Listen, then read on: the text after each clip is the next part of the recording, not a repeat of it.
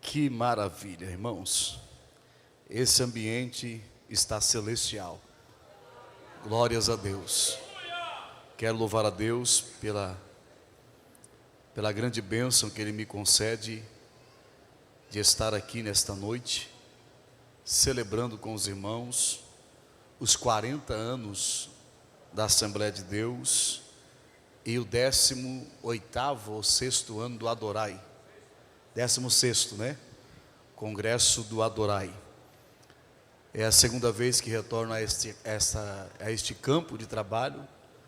Eu vim aqui pela primeira vez, também numa festa do Adorai, e Deus me presenteou de estar aqui nessa festa tão linda com os irmãos. Quero louvar a Deus pela vida do pastor Vanderlei, agradecê-lo pela confiança de poder estar aqui.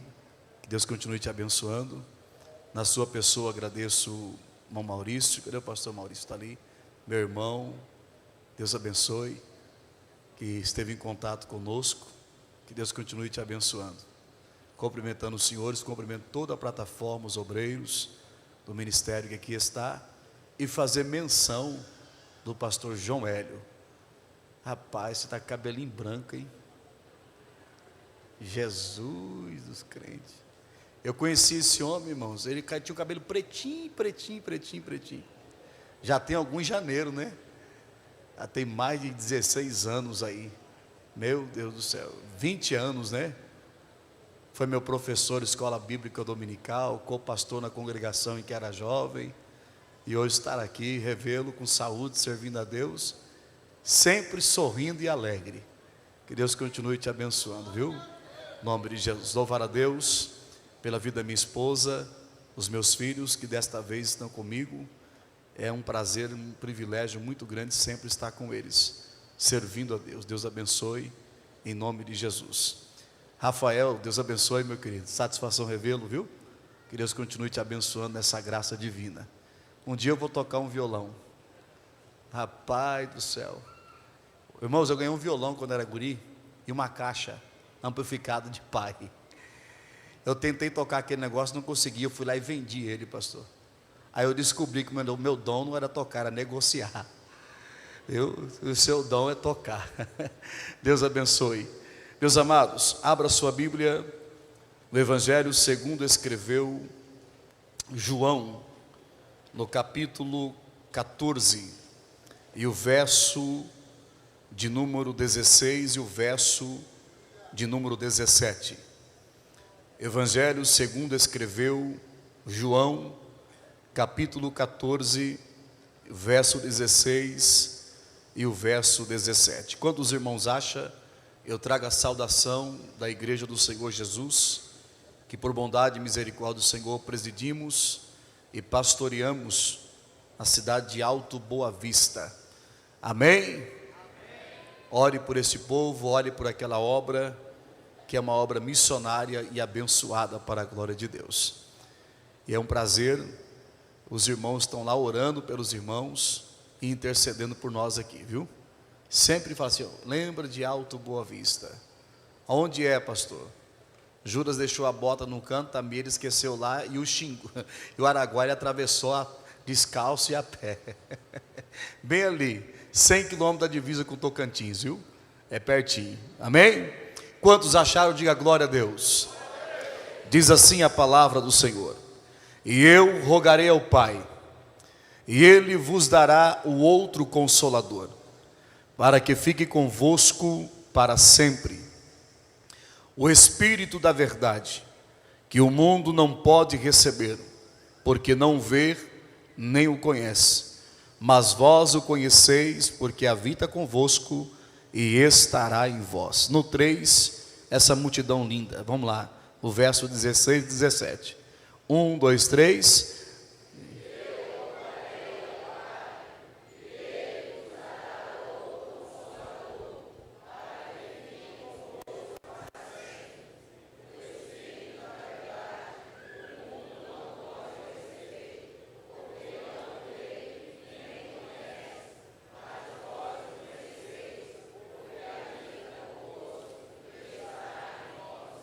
Amém. Tomai o seu assento, glorificando e adorando o nome do Senhor Jesus.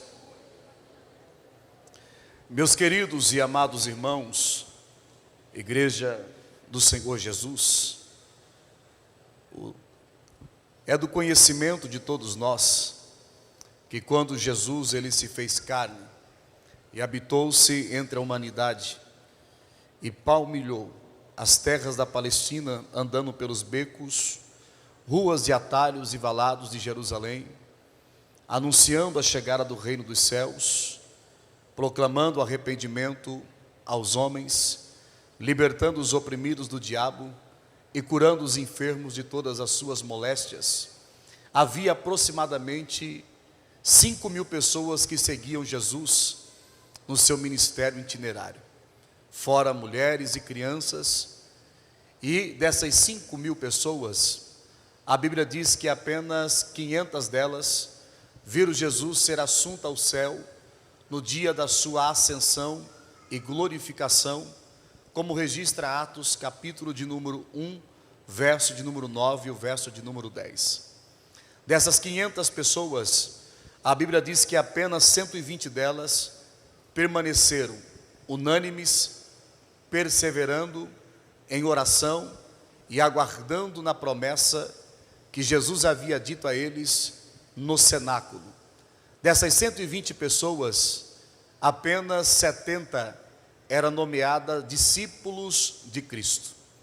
Dessas 70 pessoas, a Bíblia diz que Jesus escolheu dentre deles 12 apóstolos. Dos 12 apóstolos, a Bíblia diz que apenas 3 era considerado amigo íntimo de Jesus, a saber, Pedro, Tiago e João. Esses 3 tiveram privilégios, momentos peculiares e ímpares no ministério de Cristo, através das revelações que Jesus lhe concedeu que eles presenciassem. Dentre elas, a sua transfiguração no Monte Tabor, conhecido como Monte da Transfiguração, quando Jesus, ele se transfigura em sua glória metafísica, em um seu corpo ressurreto, glorificado, junto com ele, Moisés e Elias. Ali pela primeira vez, os discípulos tiveram noção e entendimento de como seria a eternidade, a ponto de eles não querer mais sair daquele lugar. Antes, construir cabana para Jesus, para Elias, para Moisés e para eles, porque o ambiente, a atmosfera era agradável. Desses 3, a Bíblia diz que um era testemunha ocular do ministério de Cristo, e este é conhecido na Bíblia Sagrada como o discípulo amado, o apóstolo das revelações, o missionário de Jônia, o pastor de Éfeso, cujo nome chama-se João. João é o único discípulo de Cristo que seguiu Jesus em todos os passos do seu ministério itinerário. Em momento algum, em momento nenhum, João se ausentava da presença de Jesus, exceto o momento que Jesus se retirava para estar a sós com o Pai em oração.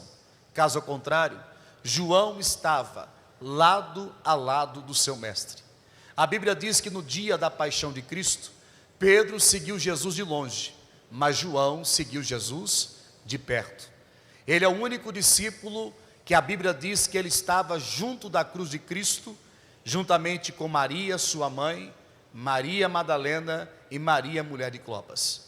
A Bíblia diz que os demais estavam trancados, trancafiados no cenáculo com medo de ser morto, mas João estava junto à cruz de Jesus, e ele recebeu de Cristo uma das promessas mais lindas e maravilhosas dentre os apóstolos, pois após a ressurreição de Cristo, dado o recado às mulheres, a Pedro e aos demais, Jesus se encontra com eles junto ao mar, e ali Jesus mais uma vez se assenta com eles, para restaurar o ministério de Pedro e designar a tarefa e a missão de cada um deles. Haja visto que naquele momento, a Bíblia diz que João, ele estava ao lado de Jesus, quando Jesus disse para Pedro as seguintes palavras: Pedro, tu me amas? apacenta as minhas ovelhas. E Pedro disse: sim, Senhor, eu te amo. Então ele disse: então apacenta as minhas ovelhas. E por 3 vezes a Bíblia diz que ele expressa essas palavras. E então, ele olhando para Jesus e vendo Pedro, ele teve uma curiosidade e disse: Senhor, o que será deste? Jesus olha para Pedro e diz: Pedro, o que importa para tu? Segue-me tu, porque em verdade vos digo que nem todos morrerão de mortes, ou seja, seriam mártires, mas haveria dentre eles um que veria ver o Filho de Deus vir em sua glória, em seu reino, com grande poder e glória com os seus anjos. E ele dizia isto do seu discípulo amado, que era João. João estava com aproximadamente entre os 26 anos a 29 anos de idade, quando Jesus lhe disse essas palavras. Após a glorificação de Cristo, a igreja primitiva ficou por espaço de 45 anos em Jerusalém.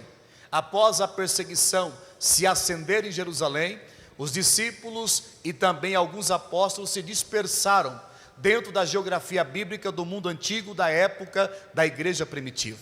Dentre eles, João.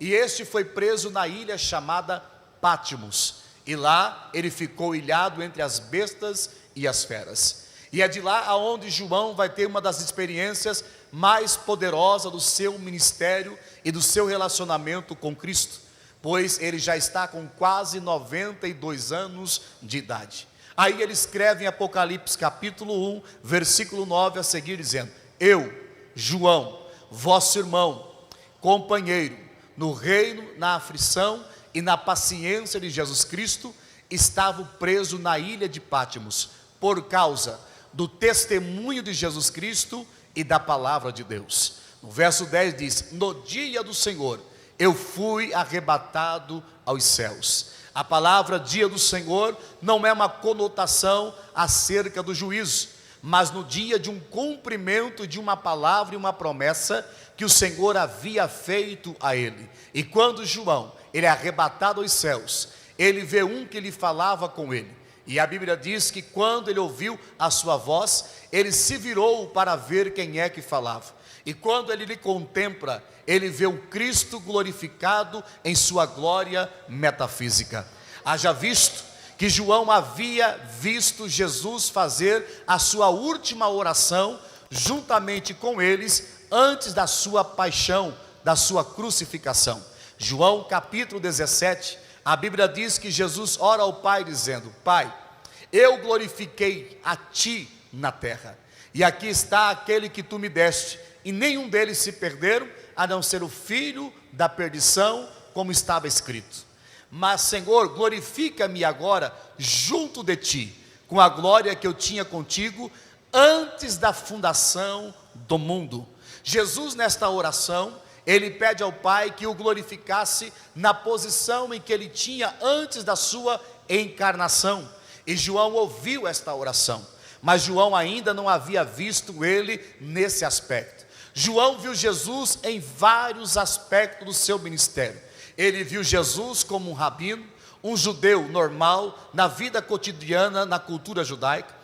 Ele viu Jesus na transfiguração do Monte Tabor, mas Jesus como homem num corpo glorificado, normal, no seu corpo encarnado. João viu Jesus na visão do profeta Isaías, do capítulo 53, como aquele que ia subindo perante nós, aquele que levava sobre as costas o madeiro. Quem olhava para ele não via beleza e nem formosura para que o desejasse, mas ele era o Filho de Deus que havia subindo a Monte Gólgota para ser crucificado.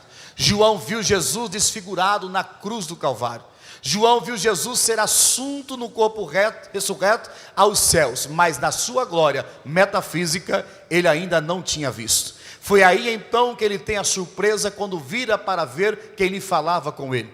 E João, a Bíblia diz que João viu um ser semelhante ao Filho do Homem. Quando João olha, ele vê os seus olhos como chama de fogo. Ele olha para o seu cabelo, era branco como a branca lã da neve. Ele de repente olha para o seu rosto brilhava com o resplendor de um sol ao meio-dia. Da sua boca sai uma espada aguma de 2 gumes. João viu que a sua voz era como o som de muitas águas. João olha para a sua mão, vê 7 estrelas. Ele olha para o seu peito, vê um cinturão de ouro. João olha para as suas vestes, ela é branca, resplandecente e comprida, e os seus pés como latões reluzentes. Quando João contempla a caricatura desse ser, ele cai como morto ao chão. E a Bíblia diz que então aquele que lhe falava diz: não temas, João, sou eu, aquele que esteve morto, mas estou vivo para os séculos dos séculos. João aqui nesta visão, ele está vendo Cristo glorificado junto ao Pai, da oração do capítulo 17, da sua glória metafísica, como ele sempre foi e sempre é. E é aqui que João recebe de Cristo uma das grandes missões, que é escrever às igrejas do Senhor sobre as 7 igrejas da Ásia Menor. João vai escrever na Bíblia 50 capítulos no Novo Testamento, a saber, o evangelho de sua autoria, as epístolas pastorais e também o livro das revelações, que é o livro do Apocalipse. Mas o que me chama a atenção é o evangelho que ele escreve segundo a sua autoria. Há quem diz que existem 4 evangelhos na Bíblia. Não, existe um evangelho escrito no ponto de vista de 4 testemunhas que relataram o evangelho segundo o seu relato. Por isso a Bíblia diz: evangelho segundo São Mateus, evangelho segundo São Marcos, evangelho segundo São Lucas e evangelho segundo João.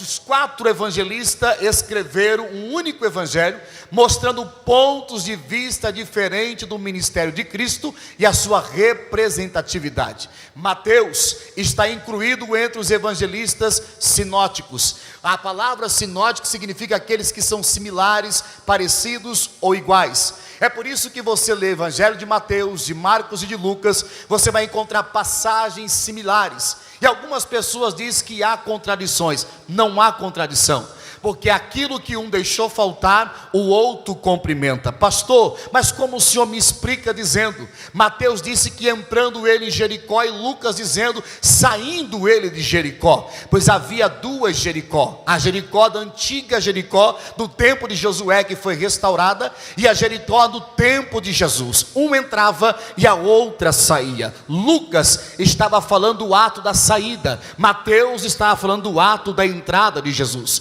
O evangelho ele é completo, e é isso que me chama a atenção. Mateus disse que vendaram os seus olhos, e lhe bateram, disseram assim: diga quem te bateu. Mateus diz: quem te bateu? Lucas diz: vendaram os seus olhos. Eles perguntam porque os olhos de Jesus estavam vendados. Os evangelhos se complementam dentro da sua narrativa, mostrando o ministério itinerário de Cristo. Agora preste atenção, Mateus escreveu para os judeus, retratando Jesus como o leão da tribo de Judá, complementando a visão metafísica que Ezequiel teve da plataforma do trono móvel da glória de Deus, quando ele contempla a revelação divina que Deus lhe apareceu junto ao rio Quebar, quando ele contempla aquela anomalia acontecendo no céu, dentre as nuvens saindo aquela plataforma, ele vê 4 seres viventes, e um tinha rosto de leão, outro tinha o rosto de boi, o outro tinha rosto de homem, o outro tinha rosto de águia. Quando Mateus escreve o evangelho mostrando Jesus como um leão da tribo de Judá, ele estava retratando um dos querubins que já mostrava Jesus como o cordeiro leão que foi morto e ressuscitou para a glória de Deus Pai. Mateus vai escrever Jesus como Messias, dentro das profecias messiânicas, mostrando sua genealogia desde Abraão até Davi e assim posteriormente. Agora Marcos vai escrever Jesus na faceta do bezerro que Ezequiel havia visto, mostrando o servo diligente de Deus. É por isso que você vai ver o evangelista Marcos dizendo assim: olha, imediatamente ele disse, este foi curado. Imediatamente ele diz, e ele ficou limpo, mostrando o poder e a ação de Cristo, através do poder e autoridade da sua palavra. Ele mostra Jesus na faceta do homem que opera milagres, e ele mostra a dinâmica do ministério de Cristo, que no capítulo de número 1, ele mostra Jesus em vários lugares em mesmo tempo, porque é impossível ser cheio do Espírito Santo e continuar parado, porque o Espírito, ele é um espírito de movimento. Todos que é cheio do Espírito Santo, ele não fica parado no reino e nem na obra de Deus. É por isso que diz, e ele recebeu o Espírito Santo, foi levado pelo Espírito ao deserto, de lá já estava em tal lugar e em outros lugares, pregando a palavra de Deus. Você já pode dizer para o seu irmão, se você é cheio do Espírito Santo, e você está parado, alguma coisa errada tem, porque quem é cheio, sempre quer fazer alguma coisa para Jesus. A Bíblia diz que Lucas escreve Jesus na faceta do homem, mostra a sua inteligência humana, e ele como psicólogo da alma. Observe, Mateus diz que Jesus tinha compaixão, Marcos diz que ele tinha muita compaixão, mas Lucas disse que ele tinha íntima compaixão. Jesus conhecia o homem na sua tríplice composição: espírito, alma e corpo. Corpo, alma e espírito. Ele sentia em si mesmo tudo aquilo que o homem estava sentindo. Ele incorporava sua dor, sua aflição, sua angústia, seus temores, e assim sentia na pele, e assim operava um milagre na vida deles. Agora João é diferente. João vai escrever um evangelho, segundo a sua autoria, totalmente diferente dos demais evangelistas sinóticos. Sabe por quê? Ele tira a igreja da terra e ele transporta a igreja para dentro do céu. É por isso que João vai começar o seu livro, segundo o seu evangelho, dizendo: no princípio era o verbo, e o verbo era Deus, e o verbo estava com Deus, e sem ele nada do que foi feito se pode fazer. Ele é a luz dos homens. João já apresenta aqui a gênesis, não da criação da humanidade, mas o princípio dos princípios de toda a criação, que é a revelação do Filho de Deus no seio do Pai. No capítulo 1, João vai apresentar a divindade de Cristo, a sua deidade e a sua eternidade. E aqui me chama a atenção, porque João ele tinha o objetivo em escrever esse evangelho para destinar às igrejas que estavam dispersas, conhecida como a igreja da diáspora, ou seja, aqueles que acreditaram que Jesus era o Filho de Deus, permanecia crendo porque ele ouviu como ele é, e aqueles que não criam passassem a crer, porque o mesmo Jesus que se encarnou, que morreu e ressuscitou, continua sendo Deus na eternidade, como ele sempre foi Deus, para a glória de Deus Pai. Quem está entendendo, diga glória a Deus. E é por isso que João começa a levar a igreja a compreender essa movimentação de Cristo. Preste atenção, João está mostrando o movimento da glória de Deus desde a eternidade e a sua manifestação nos homens na terra. E isso me chama a atenção, porque ele vai dizer no capítulo 1, versículo 14, dizendo: e o verbo se fez carne e habitou-se entre nós, e vimos a sua glória, como a glória do unigênito do Pai, cheio de graça e de verdade. Vamos ver a composição gramatical do texto para que compreendamos.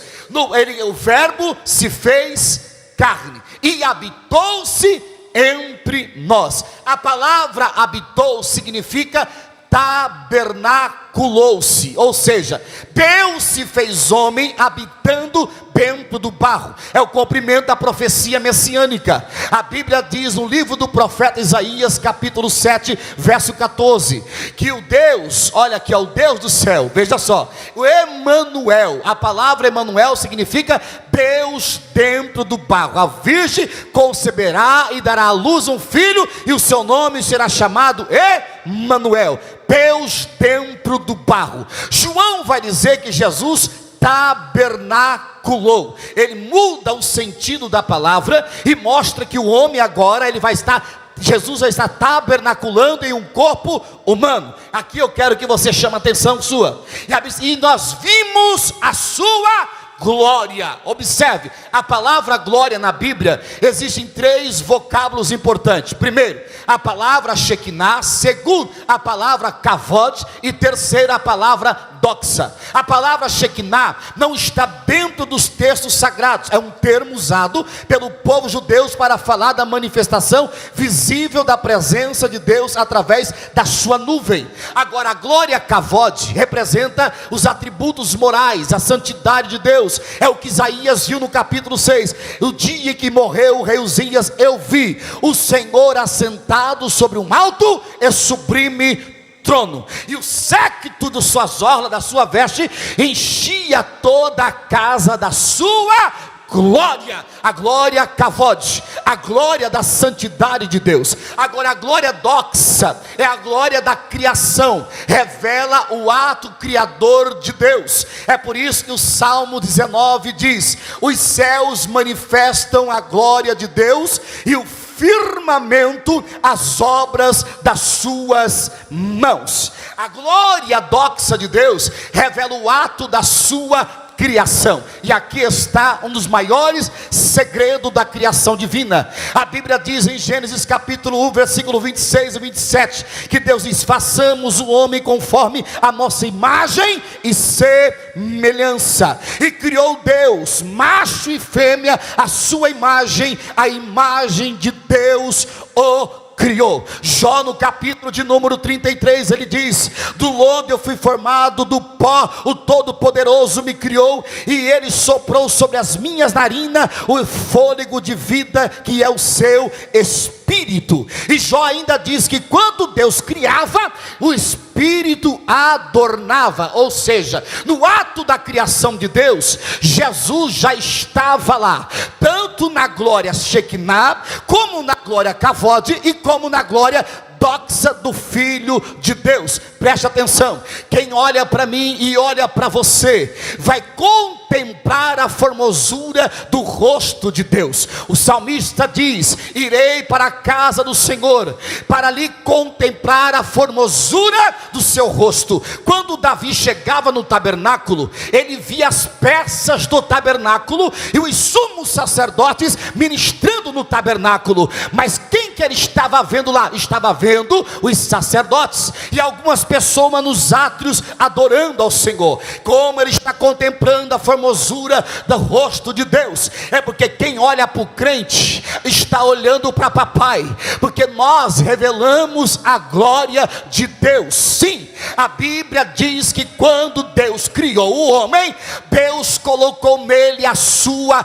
assinatura, a sua glória doxa. A teoria do design inteligente, uma ciência moderna descoberta por um médico judeu. Ele decodificou um código no padrão numérico do DNA do ser humano. Sim, todo DNA tem um código padrão, e o código é 10656. E segundo o alfabeto hebraico antigo, as palavras eram feitas de números, e no alfabeto mais depois reformado, aparece a palavra do tetagrama de Deus. Observa, a palavra, o número 10, ele se refere à letra Y, o número 6 se refere à letra H, e o número 5 a letra W, e o número 6 a letra H. Deus disse para Moisés: eu sou o que sou. Iavé, sem vogal, apenas as consoantes. O que significa? No padrão do homem, no código do homem, existe a assinatura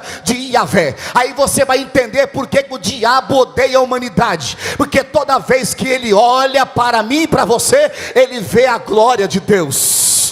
ele vê a presença de Deus. Aí você fica sentindo, né, esse complexo de inferioridade. Não gosta do seu nariz, não gosta da sua orelha, não gosta da sua boca. Você é bonito do jeito que papai fez. É a glória dele que te revelou. Agora segure aqui a nossa geração jovem, conhecida como a geração Z. A nossa geração está voltando a uma das práticas mais pecaminosas da antiguidade, que é tatuar o seu corpo. Tatuagem nunca foi de Deus e Deus nunca concordou, tanto que Deus proibiu a nação de Israel quando entrou na terra prometida, dizendo: não façais como os moradores dessa cidade, não marcais o vosso corpo como eles fazem, ou seja, não façam tatuagem, porque você não pode marcar o seu corpo. Porque o diabo tem mudado a fisionomia, a aparência e a imagem do ser humano? É porque o homem reflete a imagem da glória de Deus.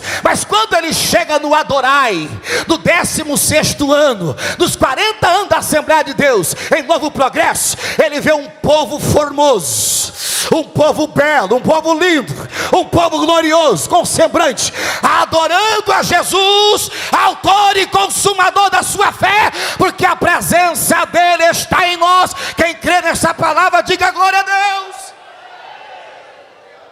A glória doxa é a glória da revelação Shekinah de Deus.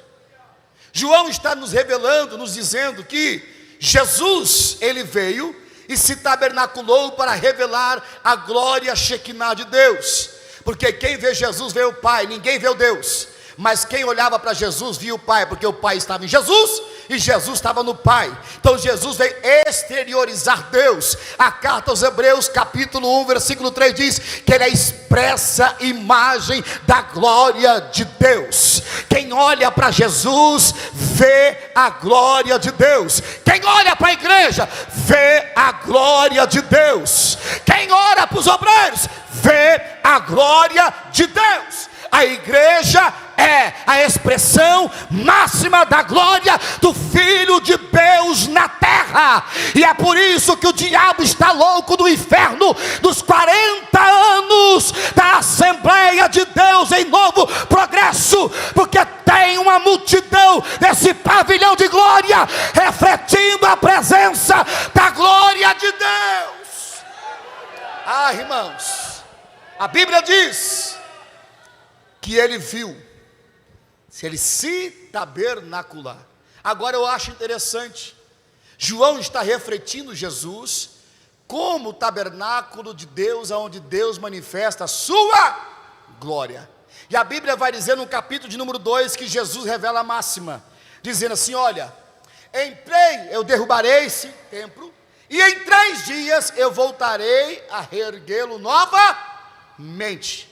Jesus, ele mexeu com o orgulho dos judeus da sua época, porque eles tinham perdido a glória daquele templo, mas depois eles foram reconstruídos no tempo de Ageu, e embelezado no tempo de Herodes. Agora veja, o profeta Ageu disse na sua profecia que a glória da segunda casa seria maior do que a primeira, porque a primeira foi construída por Salomão, por Moisés, e depois por Salomão. E observe o texto: depois ela foi destruída, ela foi reerguida no tempo de Ageu e embelezada no tempo de Herodes. Naquela época, dentro do tabernáculo havia as peças do ministério. A arca da aliança estava num terceiro véu, mas a Bíblia diz que Deus estava isolado da humanidade. A Bíblia diz que após passar todo esse processo, depois que Ageu profetiza a reconstrução do templo, Jesus entra naquele templo, anda naquele pátio e diz para os judeus: olha, eu vou destruir esse templo em 3 dias, vou tornar a levantá-lo de novo. Por que que Ageu disse que a segunda glória da casa seria maior do que a primeira? Porque Deus estava isolado de trás de uma tenda intransponível pelo homem, só o sumo sacerdote entrava. Mas agora a presença dele está no pátio, está andando no meio de todo mundo, caminhando, conversando, dialogando, pregando, ensinando, curando, restaurando vidas para a glória de Deus. Pastor, o que o senhor quer dizer com isso? Porque Deus, Ele não quer viver isolado. Deus ama estar no meio do seu povo, e quando Ele está no meio do seu povo, a sua presença transita dentro da casa. E aí é onde João continua dizendo que Jesus, Ele disse que destruiria e restauraria de novo. No capítulo 14 do Evangelho de João, Jesus vai trazer a máxima desta revelação. Jesus vai mostrar agora que aquele tabernáculo era apenas transitório, era passageiro, e o que era ministério como sombra, agora Ele vai estabelecer aquele que era permanente. E é por isso que me chama a atenção dentro desse texto. Jesus disse a palavra: ora, eu vou para o Pai e eu vou rogar a Ele que vos envie o outro Consolador. O que significa isso? A palavra outro Consolador, pastor, vou te explicar. A palavra outro, da composição gramatical do grego, existe dois vocábulos. Primeiro a palavra allos e depois a palavra doulos. A palavra allos significa diferente, doulos, semelhante, igual. Então tem duplo sentido no texto? Não. Jesus quer mostrar a diferença do ministério do Espírito Santo na época do tabernáculo de Moisés, na época do tabernáculo de Davi e do tabernáculo de Salomão, para a glória do ministério do sacerdócio eterno da igreja no período tempo de agora. Preste atenção, a Bíblia diz que Jesus, Ele viveu 33 anos, seu ministério foi apenas de 3 anos, e a Bíblia diz que Jesus nesses 3 anos fez tantos milagres, operou tantas maravilhas, que as canetas, as tintas, os papéis não poderiam conter as maravilhas que Ele fez. Mas Jesus disse que nós faríamos obras maiores ainda. Como assim? Porque Jesus disse que o Espírito que Ele viria, Ele não ficaria só 3 anos, Ele era diferente, Ele veio para ficar para sempre. Jesus foi temporário, mas o Espírito Santo, Ele é permanente. Ele será sempre com a igreja de Cristo. Pastor, eu não entendi, vou te explicar. Se Jesus ficou na terra 33 anos e cumpriu o ministério de 3 anos, o Espírito Santo agora vem para a terra e só sai da terra o dia que Ele levar a igreja com Ele. Ele não sai daqui enquanto não levar nenhum dos crentes para o céu. Ele não veio aqui visitar, Ele não veio passear, Ele veio ficar para sempre. Eu já vou negar a primeira profecia.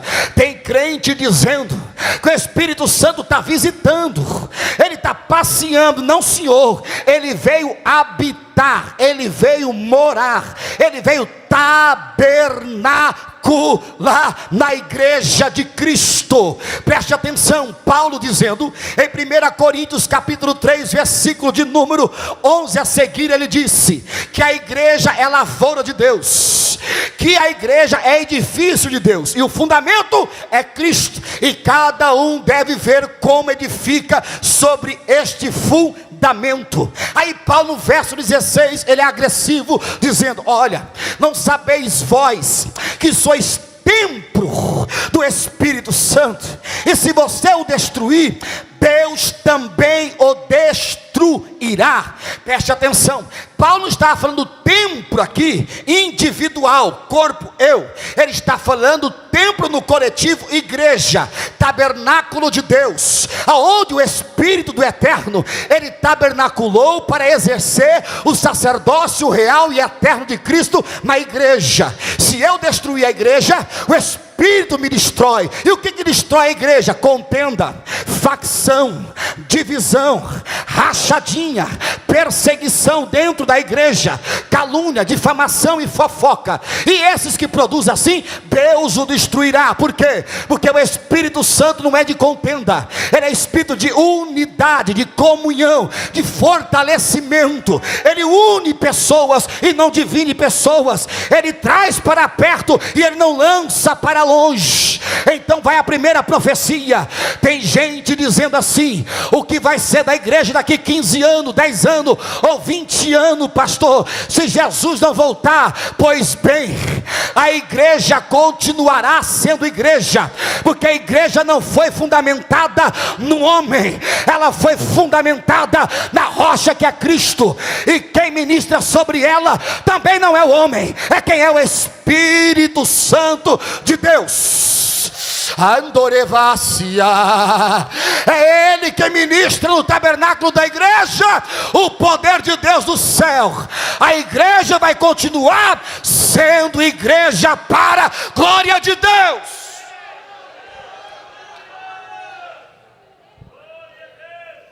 Estão dizendo por aí que a igreja está corrompida, que a igreja está morta, que a igreja está mentira do diabo. A igreja está de pé e está viva, e ela vai continuar viva, porque o Espírito Santo é quem administra ela. Dê uma cutucada no sermão, sim, ó, eu não sou muito de fazer isso não, mas eu vou te implicar aí. Diga assim, ó, para de ficar copiando e colando o que você ouve na internet.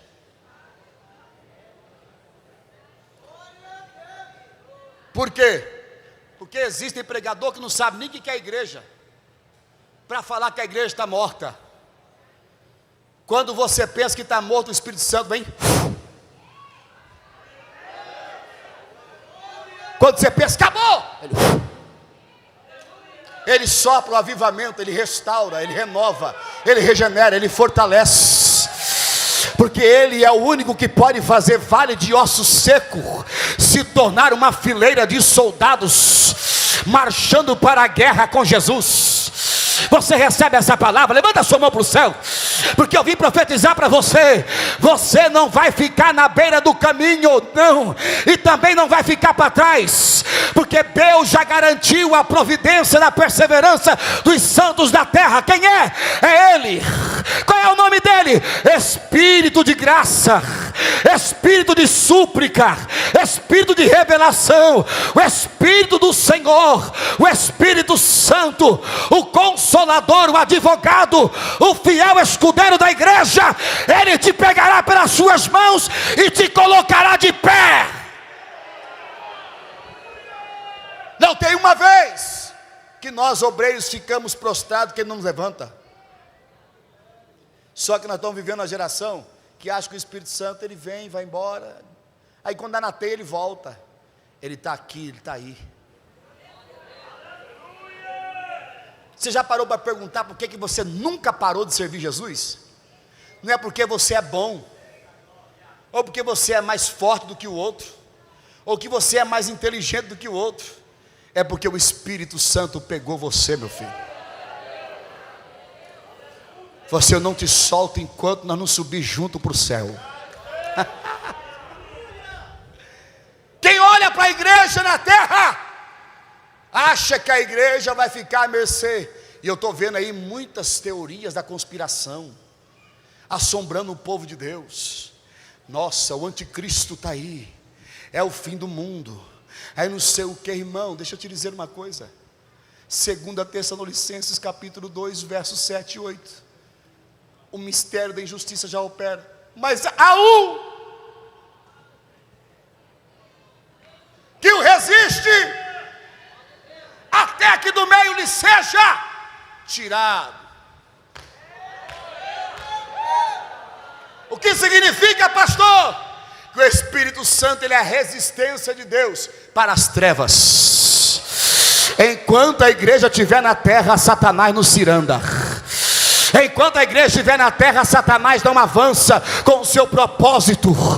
Enquanto tiver um crente cheio do Espírito Santo, o diabo não vai dominar. Sabe por quê? Porque a igreja é a resistência de Deus para as trevas. Cada crente de Deus é uma arma poderosa na mão do Espírito Santo, na cidade Novo Progresso e nos quatro cantos desta terra. Irmãos, se Ele veio para ficar para sempre, então eu tenho certeza que o avivamento nunca tardará. Nunca! Porque o Espírito Santo, ele produz no coração do crente o desejo de orar, o desejo de jejuar, o desejo de ler a Bíblia, o desejo de congregar, o desejo de estar na presença de Deus. Diga assim: Ele é diferente no sentido de tempo, mas não de essência. Porque a palavra douro significa que Ele é semelhante, Ele é igual. Então Ele veio substituir Jesus.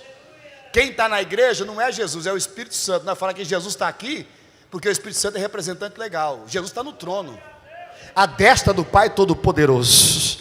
Quem é que está na terra? As 7 tochas de fogo que Ele viu ser enviado na terra, que são os 7 Espíritos de Deus. Ele está aqui. É o Espírito Santo que está aqui. É Ele que ministra no louvor, é Ele que ministra na regente, é Ele que ministra no solista, é Ele que usa o pregador, é Ele que usa o obreiro, é Ele que usa o pastor. É o Espírito Santo que está aqui. E quando Jesus disse que Ele é semelhante, sabe o que Jesus está dizendo? Se eu curei, Ele cura. Se eu salvei, Ele salva. Se eu libertei, Ele liberta. Se eu ressuscitei, Ele ressuscita. Porque Ele é poderoso para fazer as obras que vocês estão vendo que eu fiz na terra. Levante a sua mão que eu vou profetizar para você. Não existe esse termo que Deus ainda faz. Deus sempre fez e sempre vai fazer, porque Ele é o mesmo ontem, Ele é hoje e Ele será eternamente. E eu acredito que nós vamos viver um avivamento de explosão de palavras, sinais, prodígios e maravilhas na presença de Deus. Ei, escute. Tem gente que fala assim: não vejo mais sinal, pastor, não vejo mais batismo com o Espírito Santo, eu não vejo mais cura, eu não vejo mais paralítico andar, eu não vejo mais surdo ouvir, mudo falar. Olha para mim. É porque nós deixamos de falar que Ele faz.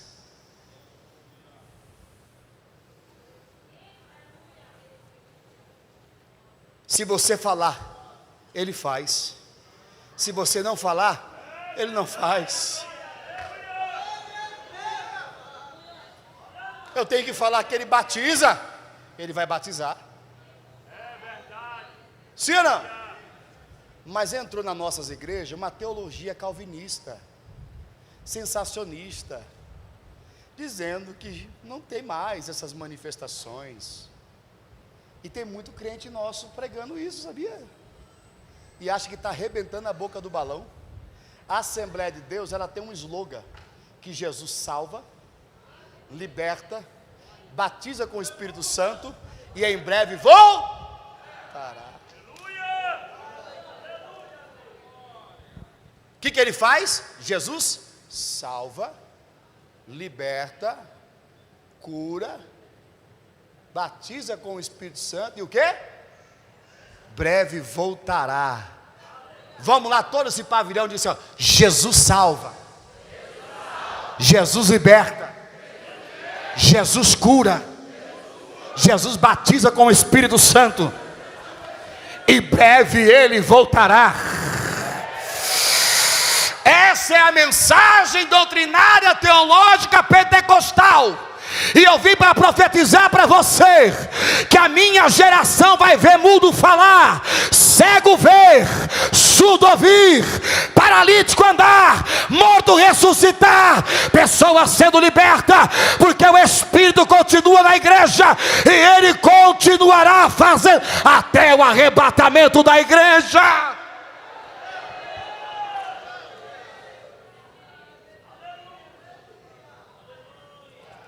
Nós passamos tempo da nossa vida doutrinando como o Espírito Santo deve agir.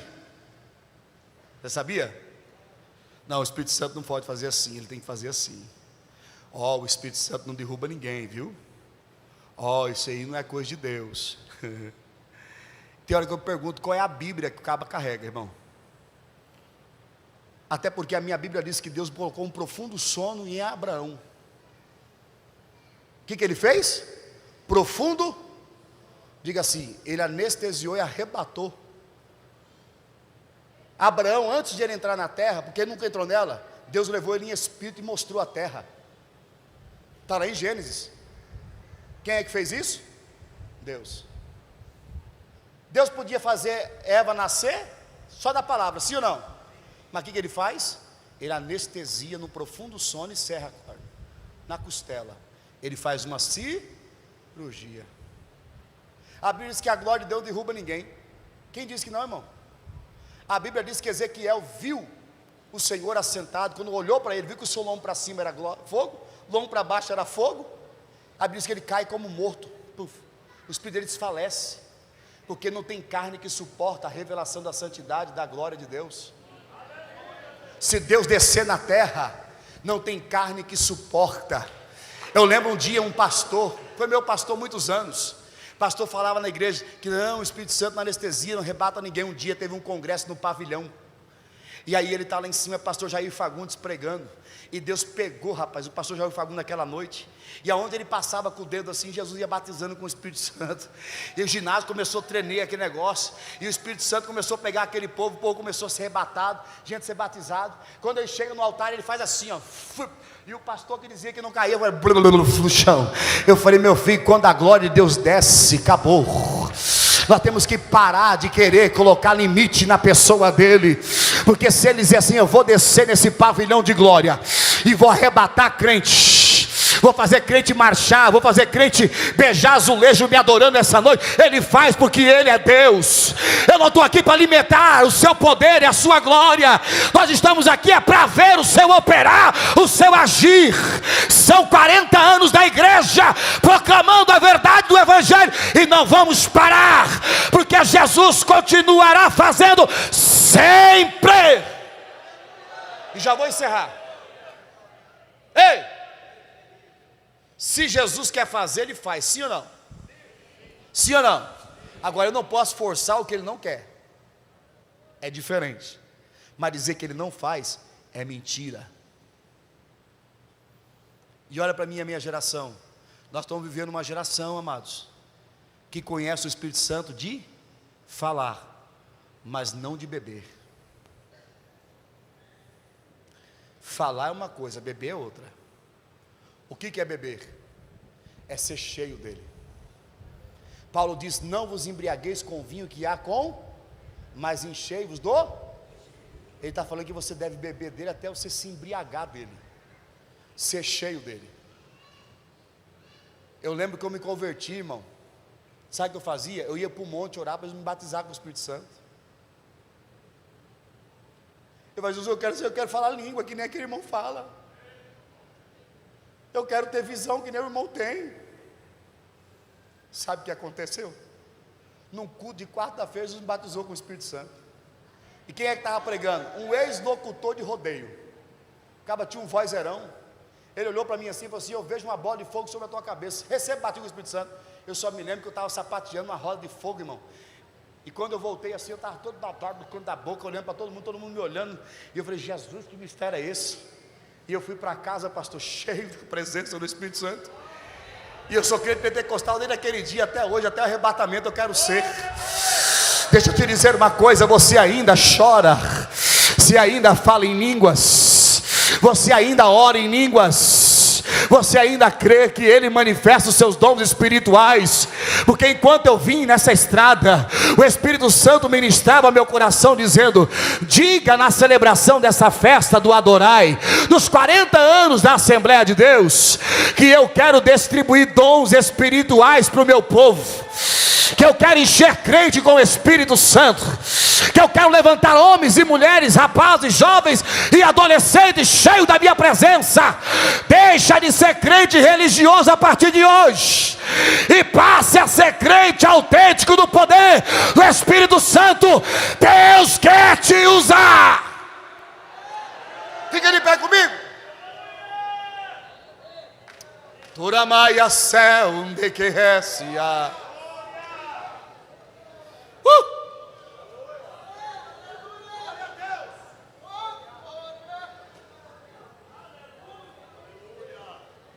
Levante a sua mão assim, você que não é batizado com o Espírito Santo. Só quem não é batizado, levanta a mão.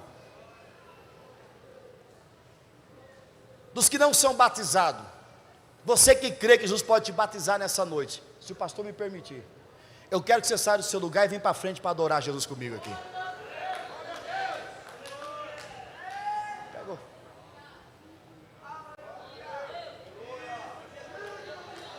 Choramaio de reminácia. Ó glória. Uramandaragasui de candarabagai. Glória a Deus.